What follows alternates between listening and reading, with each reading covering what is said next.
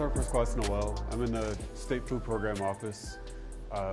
1 weekend a month, I'm in Delta 141. I support the 1st and 33rd Cav. Out here today evaluating HAC 181's state food competition. So after this, we select a unit to represent the state for the regional Philip A. Connelly Awards. That's where evaluators from other states come and assess how we do as a operational food service program and select who's going to go on and compete at the national level. Impact is the national awardees get additional funding for equipment, both garrison and field. They get opportunity for scholarships for National Restaurant Association, and additionally get direct training with leaders in the field. You can drop names like Gordon Ramsay. You can say people who lead the civilian part of our MOS. And it's a great opportunity to get focused on what we do in the culinary world in the Army and show off what we can do. All right, so today we're looking at culinary skill sets, food safety, how they set up their field site, and then at the end of the day, how it tasted, how it looked, how it presented.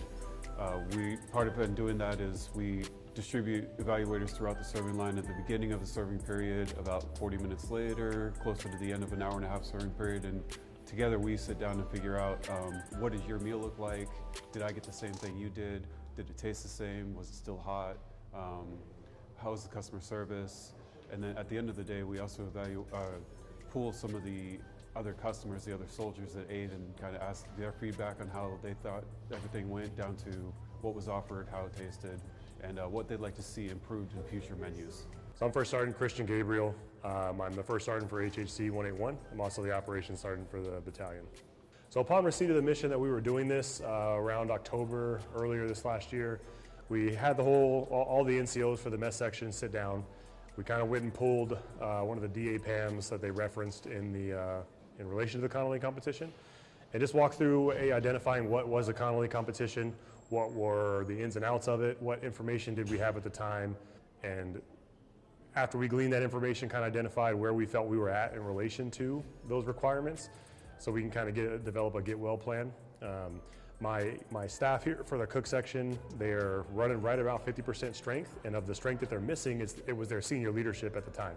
So instead of an E7 and an E6 who would normally be taking care of a lot of that, I had a triad, 3 of my E5s, who were having to do not only their E5 duty within the mess section, but also cover down on the leadership aspect of it. And so they were able to pull together. I'm really happy with the results that I've seen so far, but just to see the step up of the Sergeant Tavares, Sergeant Thompson, Sergeant Mosier, and their crew, and what they were able to accomplish. So after we identified those deficiencies in the game plan, we also did pull the entire section together, explain to them that you guys do have a short turnaround on this mission, but like a lot of things in the Army, sometimes that's the case. And they took a couple of months to kind of work through some details, and had Soldier First last month, so we still didn't really have a full third month to prepare for it. And then here we are at the execution time, making it happen. So overall, very proud of the results, and very proud of those 3 NCOs and the sections that were in the section as a whole.